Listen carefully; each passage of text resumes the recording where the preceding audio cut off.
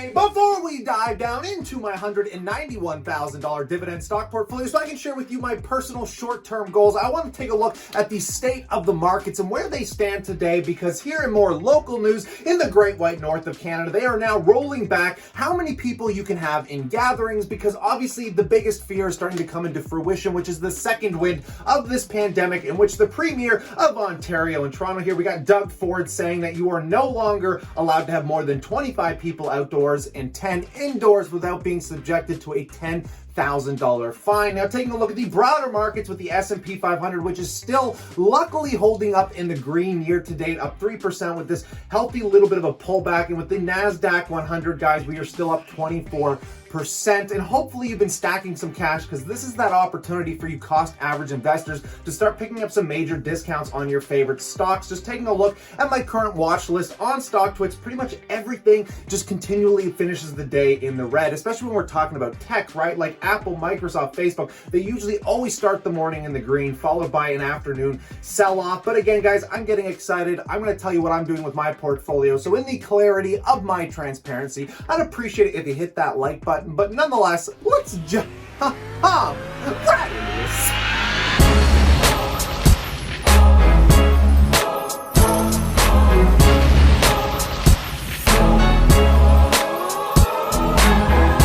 Welcome back, our passive income investors alike, to the questions and answers in my personal short-term goals and just what the heck is going on with my six-figure stock portfolio, which this morning was worth $191,840, folks, in which I am desperately trying to see if I can reach goals I could have never imagined this year, which will be basically crossing about $200,000. But with the election cycle, with this second wind fear coming up and all this volatility, I don't know how likely that is going to be without me making some serious capital contributions from my own working income. But putting that aside, just taking a look at the dividend income where it stands today with my drip setup, luckily RioCan, Northland Power, some of my favorite stocks, have been repurchasing some shares, in which it's inched up a little bit as we currently sit at $7,763 in annual dividends, or the equivalent of $646 a month. Again, that's pre-tax, pre-withholding tax, and all of that nonsense. But now for my dividend short-term goals, I'm going to need like another 5,000 or 6,000 to cross that 8,000 annual mark without selling off more of my tech stocks, which is something I don't really particularly plan on doing here. And the only other goal that I had was building up a cash position to an emergency fund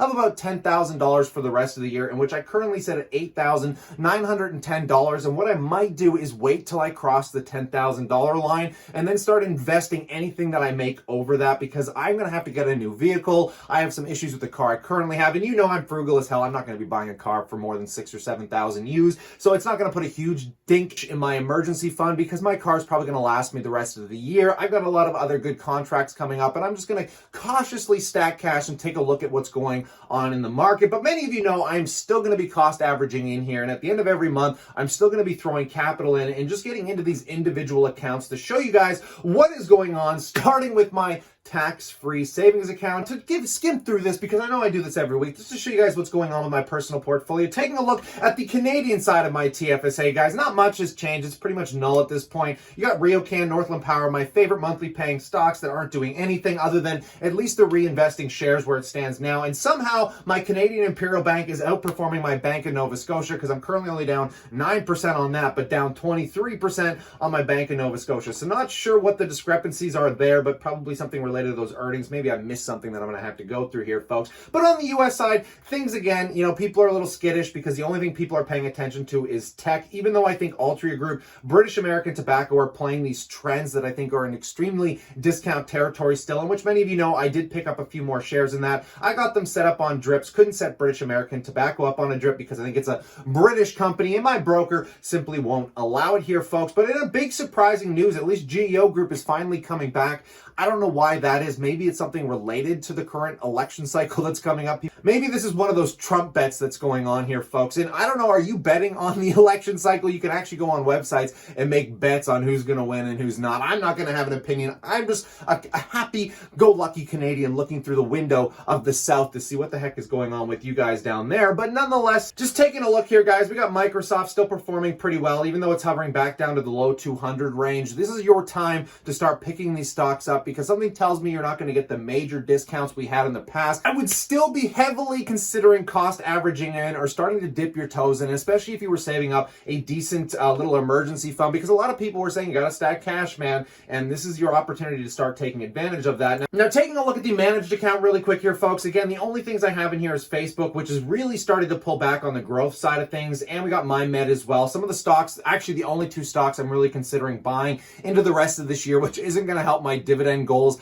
at all. I need to be making a really healthy chunk of change where things really got to start working out here in order for me to start throwing major dollars anywhere else in my portfolio, because when we're talking about the S&P top 10 companies, guys, I still think Facebook is going to start outperforming Apple, Microsoft, and basically anything else that sits on that list. I currently have about a $14,000 position in Facebook, which you'll see in the rest of my accounts as well, but it is my current top pick for the easiest money I think you're going to make in the markets here, folks. Now, MyMed, obviously, psychedelics, you know, it's my gambling stock, and I'm going to load this position up. As I told you guys, I'm still working on getting about 7,000 to 10,000 shares, and that's where I'm kind of going to be leaking capital for the next few months. I might be throwing 500 to 1,000 minimum, because you guys know I take about 50% of my income. It's going toward the portfolio, and the other 50% is just getting locked into that emergency fund, right? So taking a look at the best performing account that's finally pushing back into all-time highs, believe it or not, thanks to, obviously, Tesla here, guys. I'm kind of shocked at where Tesla is sitting right now. Currently sitting at $446 a share, according to my account here today. And I'm up again. I've been selling out of this pretty aggressively. I was debating on whether I should trim a little bit more, and that might be an option still this year. I just want to see how everything goes. We got Battery Day coming up. I'm not trying to play any catalyst with this. I'm just not in a rush to really sell it, because again, guys, you know this was initially a massive position. This stock alone is what took this account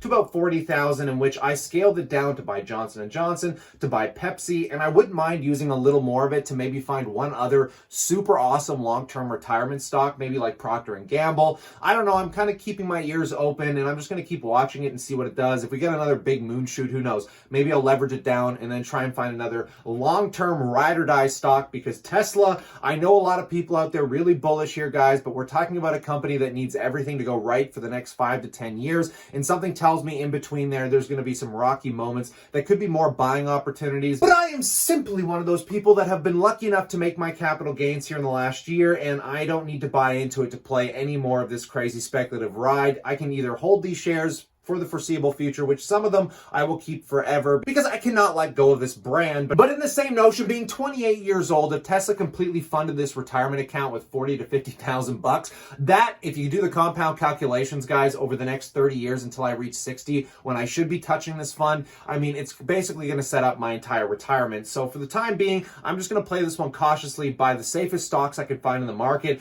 and that's how I'm going to be treating my retirement account here, folks. And then finally, taking a look at my RBC account here, folks, the one that I've been trying to scale this year, which went well beyond what I was expecting, is I didn't think I'd be able to get more than $10,000 in this account, but currently we're sitting just under $14,000 thanks to the fact that tech sold off. I was up something like $500 US on Facebook, in which it's completely pulled back, which is making me very giddy inside, because I mean, if you can be buying Facebook at $254 a share where it sits today, something tells me you're just not going to be complaining in the near term or probably the long term here. And again, obviously with the political rhetoric, it could start pulling back, but guys, I can't get over the valuation metrics when you're talking about Facebook. There's just so much going on with those guys, and I was blown away by Apple earnings. It was something that I could never prepare myself for, because I was kind of in my mind short Apple, even though I would never sell all of my shares. But then again, they blew it out of the water. Apparently people in the midst of a pandemic, apparently people didn't have money to spend on stupid stuff, because we saw the savings rate going through the roof, yet iPhone, Apple, iPad Mac sales were absolutely astronomical, because I guess people wanted to work from home and everybody figured they needed a new iPad or something. So I don't know how much that's going to continue moving forward, but when I compare Apple to Facebook, I could sit down right now and run the entire math on explaining to you why Facebook is probably going to be worth it could be potentially one of the largest companies in the world, or will be competing for the largest market cap, in my humble opinion, in the next 3 to 5 years. And if that is something you guys want to see me break down, let me know in the comment section below, and maybe I'll make a video on the weekend actually breaking down the ones and zeros on my personal opinions surrounding Facebook. But in the clarity of my transparency, I'd love to know what you guys think in that comment section below. And if you'd like to track your portfolio the same way I do here, all of you know this is brought to you by thechartmaster.com, what I truly believe is the greatest portfolio tracker available on the internet. But stay cool, stay awesome, and I look forward to chatting to you guys tomorrow.